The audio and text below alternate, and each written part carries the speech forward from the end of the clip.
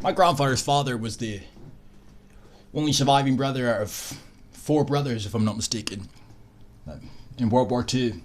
And albeit they were all duty bound with national service, I often wonder to myself, what would they be thinking going into war, defending their country, if they were to know that near enough 100 years later, the country that they are proud to serve and protect would become near enough unrecognisable.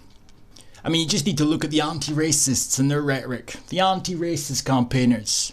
Their whole worldview is built off a framework that suggests that white privilege and whiteness theory is a thing, and society is a patriarchy of white privilege, etc, etc. And then of course you look at the climate justice BS, the never-ending tirade of supposed CO2 emissions. The Western world's been blamed for that too. So we have to phase out all of our means of finance to supposedly make the world a safer place. And realistically, it's going to bankrupt all our countries. You know, I mean, pretty apparent that the progressive rhetoric and the progressive policies will start to show the true effects toward the end of my lifetime. Anyway, the Scottish Government is determined that Scotland should be doing all it can to advance race equality. You mean equity, but they say equality because it sounds a bit better. Tackling supposed racism and addressing the barriers that don't exist. We are clear about the centrality of equality and human rights to Scotland's future and the importance of inclusive growth, fair work and social justice to our economic success and social well-being. The Race Equality Framework's purpose is to put a lens on this work.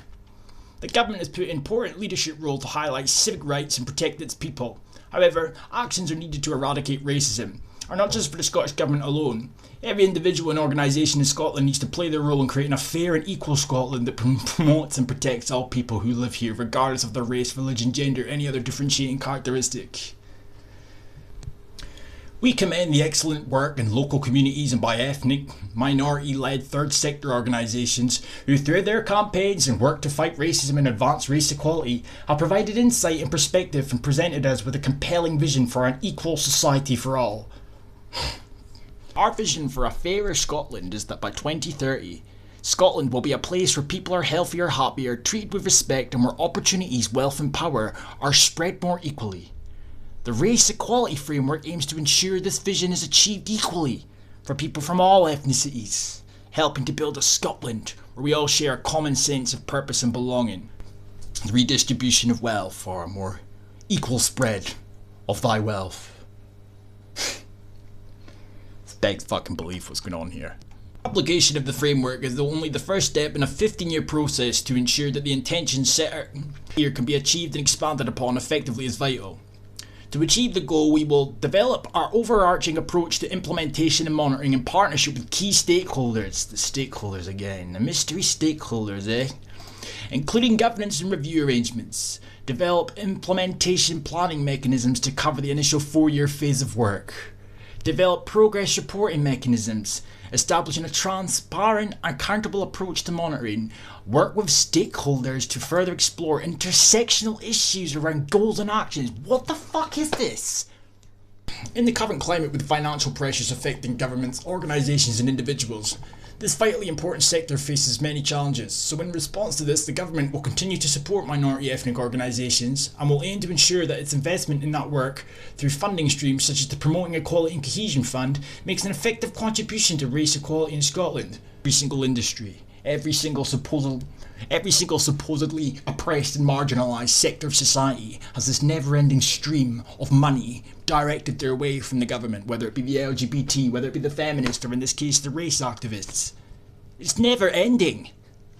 For 2030, the government is determined to lead the way in Europe in extending togetherness and highlighting Scotland's broad solidarity by demonstrating the integral role and belongingness of minority communities in Scotland.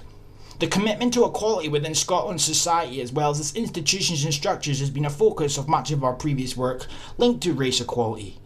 For example, the One Scotland campaign, which is a pile of BS, and activities around a national outcome. We take pride in our strong, fair and inclusive... Oh, fucking what the... Who's we? What are you talking about? You don't speak for me. Don't you dare fucking undermine my national identity. Don't you dare undermine my history, my heritage. Don't you dare undermine who the fuck I am in order to pander. Fuck you. Fucking hell, man. I'm getting wound up now. I am getting seriously wound up. Many people from minority ethnic communities in Scotland were born here or have lived here for most of their lives. Scotland is their home too, for recent migrants and the generations within these communities that will be born in future years. And what is your point exactly? And while these people procreate and make lives for themselves, the indigenous ethnic Scots are becoming a minority slowly but surely. Stagnant birth rates and policies to ensure that it's not reversed. How would you feel if a close relative of yours married someone who's black or Asian? I can't say I've given it much thought, to be honest, but we've got a problem with our birth rates, so race mixing is really the last thing on my priority list right about fucking now. If it's all the same, Scotland would begin to lose its identity if more black and Asian people moved here. Of course it fucking would. Of course it would. Increasing cohesion is vitally important to tackling racism and racial inequality and to building a strong, fair and inclusive national identity. What are you trying to imply here? So you think by increasing so-called cohesion that will help to tackle the supposed inequalities and thus will create an inclusive national identity, so this little problem you've got here will disappear. The concerns about the loss of identity regarding Scotland. Is this what this is about?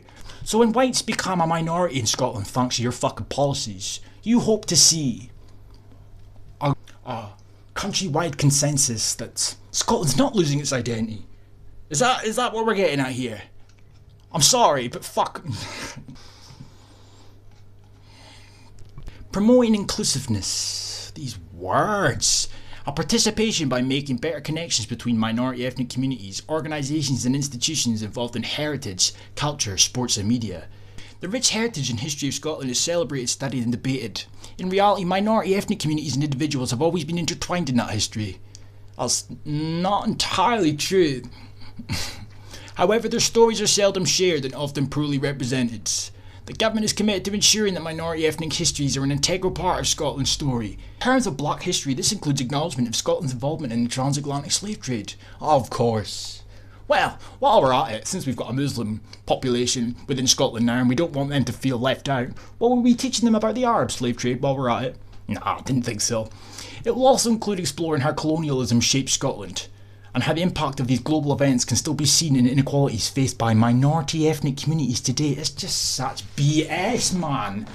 More broadly, it is important to encourage a sense of equal ownership for all communities in our national heritage and historic environment, including through a greater recognition of the intangible cultural heritage of all communities.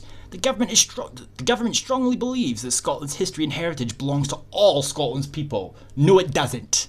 It belongs to ethnically Scottish people. In a worldwide context, it belongs to people that have Scottish relatives or Scottish ancestry. It belongs to ethnically Scottish people. It belongs to people that have lived here for generations. It belongs to Scottish people. And that does not by any means suggest that other people can't live here. But to try and undermine our identity, our nationality, and who we are in order to fucking pander. I can't take this, man. I can't. Peace.